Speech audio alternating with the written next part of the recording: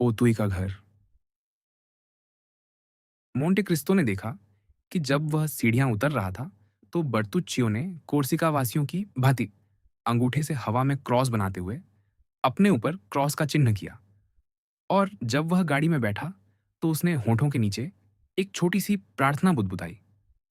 कोई कम जिज्ञासु व्यक्ति उस योग्य प्रबंधक की इस अत्यधिक अनिच्छा पर दया कर लेता, जो काउंट के साथ नगर सीमा के बाहर की इस सैर के विचार मात्र से प्रकट हो रही थी। पर मोंटे क्रिस्टो में कारण जानने की उत्कंठा इतनी तीव्र थी कि वह बर्तुच्चियो को इस छोटी सी यात्रा के लिए क्षमा करने को तैयार नहीं था। 20 मिनट में वे ओतुई पहुंच गए। प्रबंधक की चिंता निरंतर बढ़ती चली गई। जैसे ही वे गांव में प्रविष्ट हुए, बर्तुच्चियो गाड़ी के एक कोने में सिकुड़ा हुआ जिन जिन घरों के पास से वे गुजरते, उन्हें ज्वरग्रस्त ध्यान से देखने लगा। रियू द ला फोंटेन, नंबर 28 पर रुकने को कहो, काउंट ने आदेश दिया, अपने प्रबंधक को निर्दय दृष्टि से देखते हुए। बर्तुच्चियो के चेहरे पर पसीना फूट पड़ा, पर उसने आज्ञा का पालन किया और गाड़ी से झुककर सारथी से पुकारा, rue de la Fontaine, number 28। Number 28 गांव के अंतिम सिरे पर था। रास्ते में रात उतर आई थी, या यूं कहें कि बिजली से भरा एक काला बादल छा गया था, जिसने समय से पहले अंधेरे को किसी नाटकीय घटना का सा रूप और गंभीरता दे दी थी। गाड़ी रुकी और सेवक कूद कर द्वार खोलने उतरा। तो फिर बर्तुच्चियो, काउंट ने कहा, तुम नीचे नहीं उतरोगे? क्या तुम गाड़ी में ही बैठे रहने का इरादा रखते हो? आज शाम तुम्हें क्या हो गया है? बर्तुच्चियो जल्दी से द्वार पर आया और काउंट को उतरने के लिए अपना कंधा आगे किया। इस बार काउंट ने उस पर पूरा भार रखा और गाड़ी से तीनों सीढ़ियां एक एक करके उतरी। दस्तक दो, काउंट ने कहा, और मेरे आगमन की सूचना दो। बर्तुच्चियो ने दस्तक दी। द्वार खुला और द्वारपाल प्रकट हुआ। क्या बात है? उसने पूछा। तुम्हारे नए स्वामी, सेवक ने कहा, नोटरी का परिचय पत्र उसे सौंपते हुए।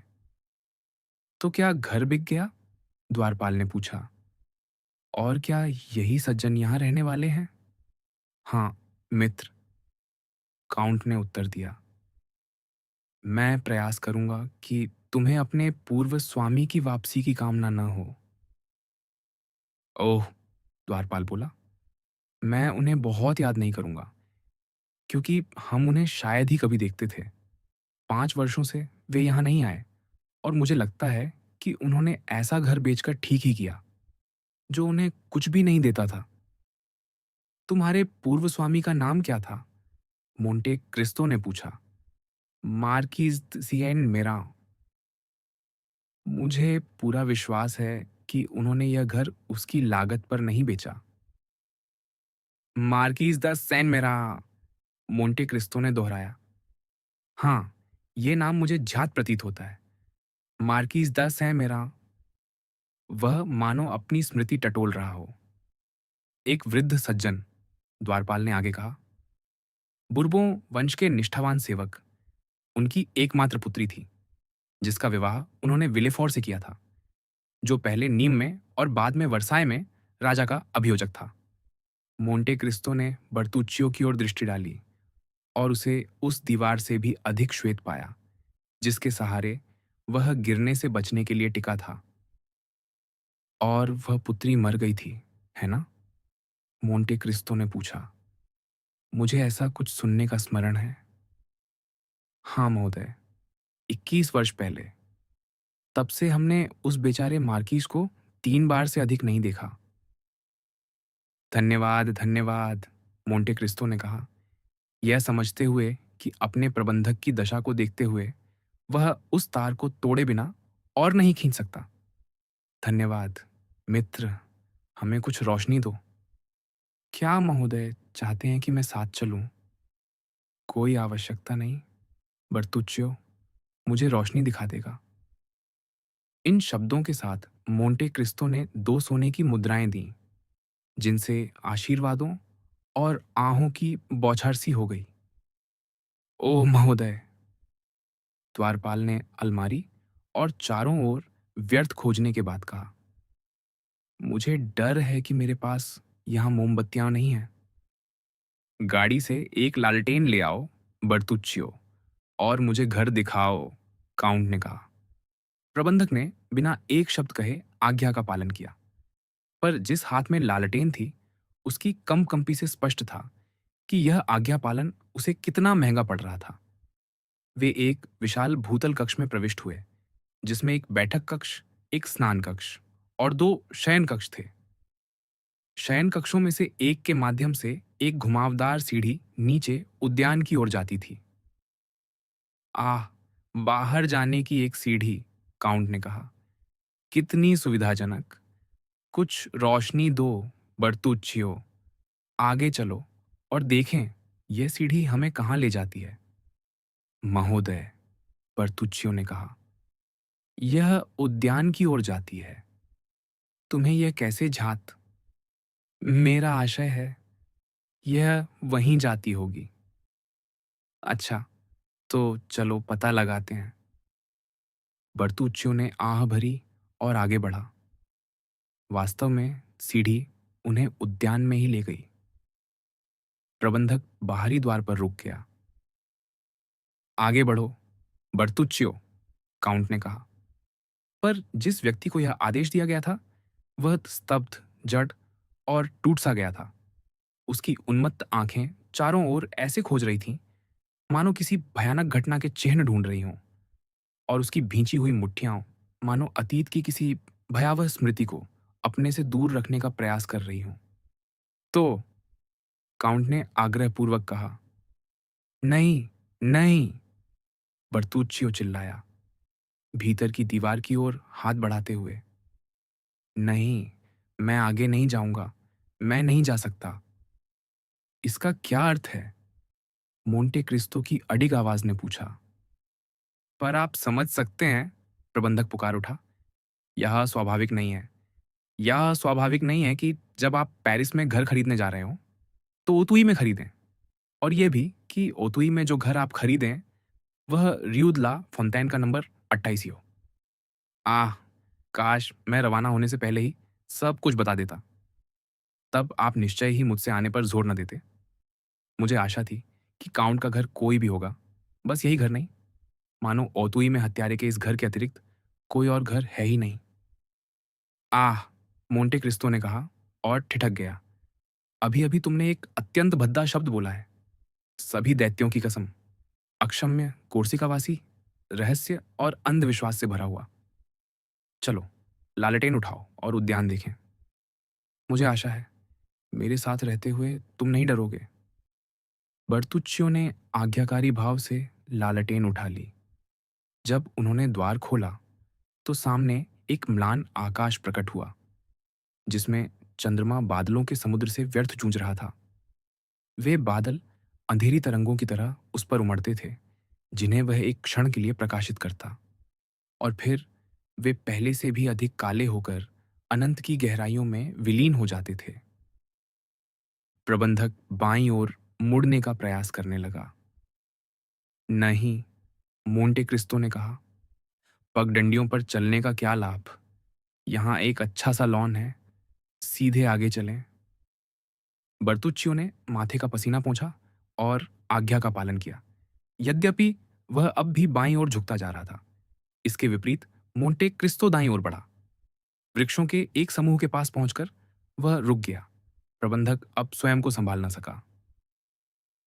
चलिए, यहां से चलिए, वह चिल्लाया। मैं आपसे विनती करता हूं, आप ठीक उसी स्थान पर खड़े हैं। कौन सा स्थान? वही स्थान जहां वह गिरा था। मेरे प्रिय बर्तुच्चियो, मोंटे क्रिस्तो ने हंसते हुए कहा, अपने आप को संभालिए। हम न सार्तेन में हैं, न कोर्ते में। यह आपका कोर्सिकाई झाड़ झंखाड़ नहीं, बल्कि एक उद्यान है, अंग्रेजी ढंग का। मानता हूं कि कुछ उपेक्षित, पर फिर भी अपमान के योग्य नहीं। मत रुकिए, बर्तुच्चियो ने गिड़गिड़ा कर कहा। मैं आपसे विनती करता हूं, मत रुकिए। मुझे लगता है कि तुम पागल हो रहे हो, काउंट ने ठंडे स्वर में कहा। यदि ऐसा है तो मुझे बताओ, किसी अनर्थ से पहले ही मैं तुम्हें किसी पागल खाने में भिजवा दूंगा। हाय, बर्तुच्चियो ने सिर हिलाते हुए और हाथ जोड़ते हुए कहा, ऐसी मुद्रा में कि यदि काउंट उस क्षण किसी अधिक गंभीर विचार से ग्रस्त न होता तो हंस पड़ता। हाय, अनर्थ तो हो ही चुका है। बर्तुच्चियो, काउंट ने कहा, तुम अपनी इन हरकतों में हाथ मरोड़ रहे हो और आंखें इस प्रकार घुमा रहे हो मानो किसी दैत्य ने तुम्हें जकड़ रखा हो और वह तुम्हारे शरीर से निकलना न चाहता हो। मैंने सदा देखा है कि जो दैत्य अपना स्थान सबसे कम छोड़ना चाहता है वह एक रहस्य होता है। मैं जानता था कि तुम कोर्सिका वासी हो, जानता था कि तुम उदास स्वभाव के हो और सदा किसी पुरानी प्रतिशोध कथा को मन में घुमाते रहते हो। इटली में मैंने तुम्हें इसके लिए क्षमा कर दिया क्योंकि वहां ऐसी बातें स्वीकार्य हैं, पर फ्रांस में लोग सामान्यतः हत्या को बहुत खराब रुचि मानते हैं। उसके लिए सिपाही होते हैं, न्यायाधीश होते हैं और फांसी चौक होते हैं। बर्तुच्चियो ने हाथ जोड़ रखे थे और क्योंकि इन सब हरकतों के दौरान वह लालटेन थामे हुए था, उसकी रोशनी उसके पीत वर्ण चेहरे पर पड़ रही थी। मोंटे क्रिस्तो ने उसे उसी दृष्टि से देखा जैसी उसने रोम में आंद्रेया के निष्पादन के समय की थी। फिर ऐसी आवाज में जिसने प्रबंधक के पूरे शरीर में एक नया सिहरन दौड़ा दी, वह बोला, तो अबे बुझोनी ने मुझसे झूठ कहा जब 1829 में फ्रांस की यात्रा के बाद उसने तुम्हें सिफारिश पत्र के साथ मेरे पास भेजा और तुम्हारे असाधारण गुणों की गारंटी दी। अच्छा, मुझे अब्बे को लिखना होगा। मैं उसके शिष्य के लिए उसे उत्तरदायी ठहराता हूँ और वह निश्चय ही मुझे बताएगा कि यह हत्या का सारा मामला क्या है। पर एक बात ध्यान रखो, बर्तुच्चियो, मैं तुम्हें चेतावनी देता हूँ कि जब मैं किसी देश में होता हूँ तो उसके कानूनों का पालन करता हूँ और तुम्हारे कारण मैं फ्रांसीसी न्याय से उलझना नहीं चाहता। नहीं, ऐसा मत कीजिए महामहिम, मैंने आपकी अच्छी सेवा की है ना? बर्तुच्चियो निराशा में चिल्लाया। मैं सदा एक भला आदमी रहा हूँ और जहाँ तक मुझसे बन पड़ा, मैंने अच्छे काम भी किए हैं। मैं इससे इनकार नहीं करता, काउंट ने कहा। तो फिर तुम इतने विचलित क्यों हो? ये अच्छा संकेत नहीं है। स्वच्छ अंतःकरण किसी मनुष्य के गालों पर इतना पीलापन या उसके हाथों में इतना ज्वर नहीं भर देता। पर काउंट, बर्तुच्चियो ने हिचकिचाते हुए कहा, क्या आपने स्वयं मुझसे यह नहीं कहा था कि अब्बे बुझोनी, जिन्होंने नियम की जेल में मेरी स्वीकारोक्ति सुनी थी, ने, जब मुझे आपके पास भेजा, आपको चेताया था कि मेरे अंतःकरण पर एक गंभीर पाप है? हाँ, पर जब उन्होंने तुम्हें मेरे पास ये कहते हुए भेजा कि तुम एक उत्कृष्ट प्रबंधक सिद्ध होगे, तो मैंने यही समझा कि तुमने कोई चोरी की होगी। काउंट, बर्तुच्चियो ने तिरस्कार के साथ कहा, या यह कि कोर्सिकावासी होने के कारण तुम वहां कही जाने वाली उस उक्ति के अनुसार हड्डियां बनाना के प्रलोभन का विरोध न कर सके होंगे, यद्यपि वहां विपरीत अर्थ में वे हड्डियां तोड़ते हैं। हाँ महामहिम, हाँ, मेरे भले स्वामी, यही है, बर्तुच्चियो चिल्लाया और काउंट के घुटनों पर गिर पड़ा। हाँ, ये एक वेंदेता थी, मैं शपथ लेता हूँ, एक साधारण प्रतिशोध। मैं समझता हूँ, पर जो मैं नहीं समझता वह ये है कि इस विशेष घर का तुम पर ऐसा प्रभाव क्यों पड़ रहा है। पर महाराज, यह स्वाभाविक है, बर्तुच्चियो आगे बोला, क्योंकि प्रतिशोध इसी घर में पूरा किया गया था। क्या? मेरे घर में? खैर महाराज, उस समय यह आपका नहीं था, बर्तुच्चियो ने भोलेपन से उत्तर दिया। तो फिर यह किसका था? मुझे विश्वास है कि द्वारपाल ने कहा था कि यह मार्कीज सैन मेराव का था। तो भला तुम्हें मार्कीज सैन मेरान से कैसी रंजिश हो सकती थी? उनसे नहीं, महाराज, किसी और से। यह तो एक विचित्र संयोग है, मोंटे क्रिस्तो ने कहा, मानो अपने ही विचारों में डूबते हुए, कि तुम बिना किसी पूर्व ज्ञान के संयोगवश ऐसे घर में आ पड़े हो जो उस घटना का स्थल था, जिसने तुम्हारे भीतर इतना भयानक पश्चात्ताप जगाया है। महाराज, प्रबंधक ने कहा, मुझे पूरा विश्वास है कि इस सब के लिए भाग्य ही उत्तरदायी है। पहले तो आप ओतुई में और कहीं नहीं एक घर खरीदते हैं, और वही घर निकलता है जिसमें मैंने हत्या की थी। फिर आप उसी सीढ़ी से उद्यान में उतरते हैं जिससे वह उतरा था, और आप ठीक उसी स्थान पर रुकते हैं जहां वह गिरा था। 2 कदम की दूरी पर, उस प्लेन ट्री के नीचे, वह गड्ढा था जहां उसने अभी अभी बच्चे को दफनाया था। यह सब संयोग नहीं हो सकता, क्योंकि यदि होता तो संयोग दैवी विधान से बहुत अधिक मिलता जुलता होता। अरे अरे, मेरे कोर्सिकावासी मित्र, काउंट ने कहा, मान लो कि यह दैवी विधान ही था। मैं सदा वही मान लेता हूं जो लोग मुझसे चाहते हैं, और फिर भी बीमार मन के लिए कुछ छूट देनी चाहिए। अब अपने होश संभालो और मुझे सब कुछ बताओ। मैंने यह कथा केवल एक बार कही है, और वह भी अब्बे बुझौनी से, बर्तुच्चियो ने कहा और जोड़ा, ऐसी बातें केवल स्वीकारोक्ति की मुहर के नीचे ही कही जा सकती हैं। उस दशा में, मेरे प्रिय बर्तुच्चियो, काउंट ने कहा, तुम्हें बुरा नहीं लगेगा यदि मैं तुम्हें तुम्हारे स्वीकारकर्ता के पास वापस भेज दूं। तुम कार्थुजियन या बेनेडिक्टाइन बन जाना और अपने रहस्यों पर बातें करना। पर सच कहूं, ऐसे भूतों से डरे अतिथि को अपने यहां रखना मुझे बेचैन करता है। मुझे अच्छा नहीं लगता जब मेरे लोग रात में मेरे उद्यान में घूमने का साहस न करें। फिर यह भी स्वीकार करता हूं कि किसी पुलिस आयुक्त की भेंट से मुझे प्रसन्नता न होगी, क्योंकि ध्यान रखो बर्तुच्चियो, इटली में न्याय को चुप रखने के लिए भुगतान किया जाता है, जबकि फ्रांस में इसके विपरीत तब भुगतान करना पड़ता है जब वह बोलता है। धिक्कार! मैंने तुम्हें कुछ कुछ कोर्सिकावासी, काफी हद तक तस्कर और एक अत्यंत कुशल प्रबंधक समझा था, पर अब देखता हूं कि तुम्हारे तरकश में और भी तीर हैं। तुम अब मेरे आदमी नहीं रहे, बर्तुच्चियो। ओह महाराज, महाराज! प्रबंधक इस धमकी से आतंकित होकर चिल्लाया। यदि यही एकमात्र बात है जो मुझे आपकी सेवा में रहने से रोकती है, तो मैं बोलूंगा, मैं सब बता दूंगा। तब यदि मैं आपको छोड़ूंगा, तो फांसी चौक की ओर चलने के लिए। यह तो अलग बात है, मोंटे क्रिस्तो ने कहा। पर यदि तुम मुझसे झूठ बोलने का विचार कर रहे हो, तो ये सोच लो, तुम्हारे लिए कुछ भी ना कहना बेहतर होगा। नहीं, काउंट, मैं अपनी अमर आत्मा की शपथ लेता हूं, मैं आपको सब कुछ बताऊंगा। अब्बे बुझोनी भी मेरे रहस्य का केवल एक भाग ही जानते थे। पर पहले मैं आपसे विनती करता हूं, हमें इस स्थान से हट चलना चाहिए। देखिए, चंद्रमा उस बादल के पीछे से निकलने ही वाला है, और वहां आप जैसे खड़े हैं, उस चौघे में लिपटे हुए, जो आपकी आकृति को मुझसे छिपा देता है और मुझे विलेफोर की याद दिलाता है। क्या? मोंटे क्रिस्तो चिल्ला उठा।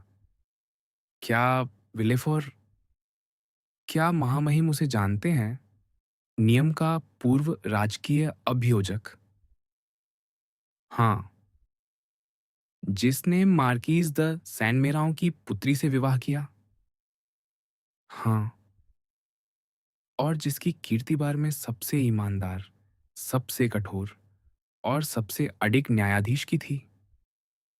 तो काउंट, बर्तुच्चियो चिल्लाया, वह व्यक्ति अपनी निष्कलंक प्रतिष्ठा के साथ। हाँ, वह एक दुष्ट है। मोंटे क्रिस्तो ने कहा, असंभव। फिर भी यह सत्य है। सचमुच? मोंटे क्रिस्तो ने कहा, क्या तुम्हारे पास इसका प्रमाण है? मेरे पास था, और तुमने उसे खो दिया, मूर्ख। हाँ, पर यदि हम ध्यान से खोजें तो उसे पा सकते हैं। क्या सचमुच? काउंट ने कहा। तो फिर मुझे सब बताओ, बर्तुच्चियो, क्योंकि अब मैं तुम्हारी बातों में गंभीर रुचि लेने लगा हूं। काउंट ने लूचिया की एक छोटी सी धुन गुनगुनाते हुए एक बेंच पर जाकर बैठ गया। और बर्तुच्चियो उसके पीछे-पीछे आया, अपनी स्मृतियों और विचारों को समेटता हुआ। वह काउंट के सामने खड़ा रहा,